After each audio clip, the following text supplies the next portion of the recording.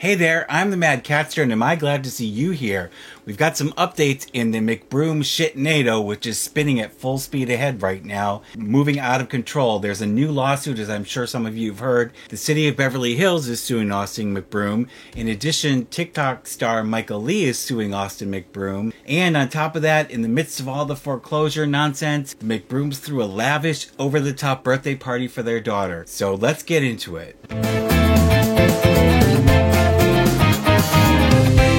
Austin McBroom has two new lawsuits pending against him, all in conjunction with the failed fiasco Social Gloves, which you all know there are a multitude of lawsuits ongoing right now, and boy, their legal bills keep mounting and mounting, and I just don't see the out for these people in this mess. But anyways, Michael Lee is suing Austin McBroom because he's now alleging breach of contract also in connection with the Social Gloves boxing event, because he also did not get paid. The city of Beverly Hills is pretty pissed off because in conjunction with this is Cedric, by the way, in conjunction with this failed Social Gloves event, Austin McBroom hired someone named Shiraz Hassan to help him promote the event.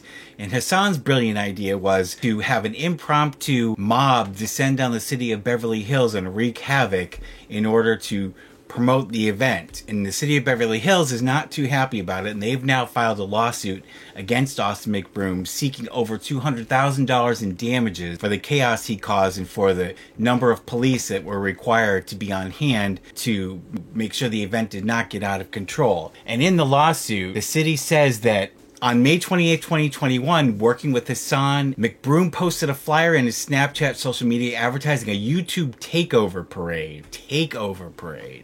On Saturday, May 29th at 4 p.m. at 347 North Rodeo Drive in Beverly Hills. And he implored his followers on the flyer that he posted on Snapchat to be ready to take over the streets. Now, in conjunction with that, Hassan also posted on social media, and he posted the same flyer for the takeover parade saying, "Disruption guaranteed." So, from the outset, it's clear that they were intending for a mob to descend on the streets, and it sounds to me almost like they're inciting them to be out of control and to create a scene. Well, that's exactly what they did, and you can see some of the video where the mob is marching through Beverly Hills, and not only did the city have to employ most of its own police force, but they also had to, according to the lawsuit, they also had to have, in addition to 35 Beverly Hills police officers, 7 Santa Monica Police Department officers, 13 armed guards from a private security company, an airship, and several administrative personnel and other contingencies in case of any mass bookings and arrests. Now, as you can imagine, the city of Beverly Hills, yes, it's a wealthy city, but it's not a huge city. You know, resources are at a premium in these smaller cities, and to have this kind of an impromptu event where all of these people descend and there is no planning or assistance with the city for the preparation for this event, it causes a huge drain on the resources of the city. And it also presents a public safety hazard, obviously, because there is no control and there's no controls put into place to manage the people that turn out for this event. Now, based on what I know of the law, being a lawyer, hands down the city of Beverly Hills is going to win this lawsuit. The question is going to be whether they're going to be able to collect. But, I mean, you can see from the video that they definitely intended to create chaos. Austin McBroom seems to revel in chaos. Everything he touches turns to shit. And it's just, you know, it's an ongoing cycle. It's like a snowball that's rolling downhill and picking up more and more mass as it goes, and it's like this McBroom bomb that's just out of control. And on top of that, what do you do when you get foreclosed and you're obviously having severe financial difficulties? Well, let's throw a lavish, over-the-top birthday party for our daughter. And you can see in the video that I'm putting up here, this is no normal birthday party. It's coming right after the foreclosure has taken place. And you can see they've got food trucks, and they've got people cooking, and they've got makeup stations, and they've got all kinds of stuff going on. It's like, where's this money coming from?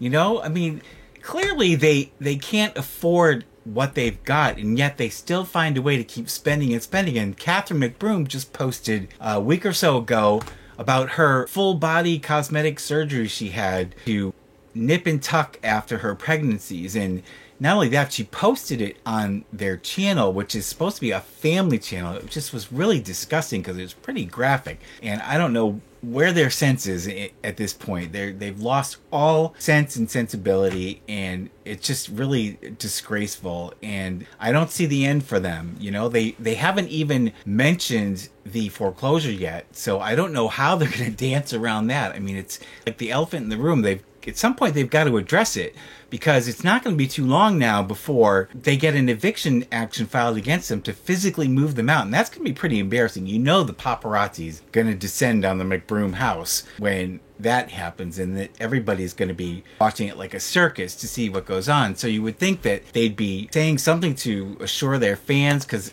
it's clearly not a secret. Everyone knows it's happened.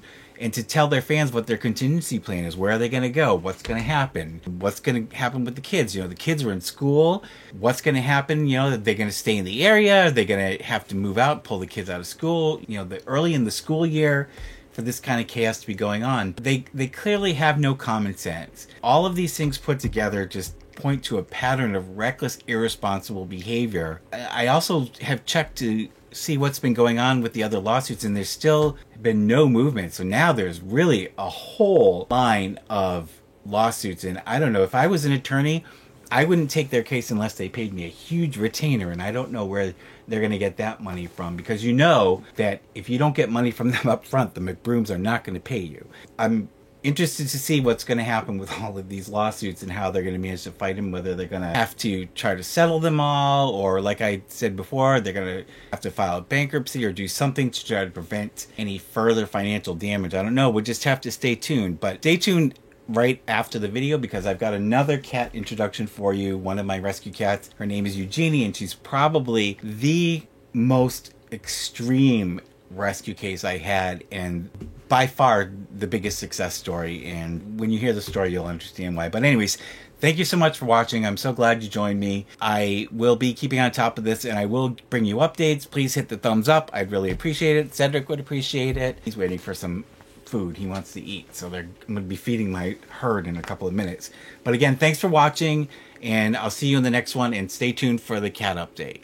So everybody, this is Eugenie, and Eugenie is that I got from the streets of New York, and she was in really, really the worst shape of any cat I've ever adopted.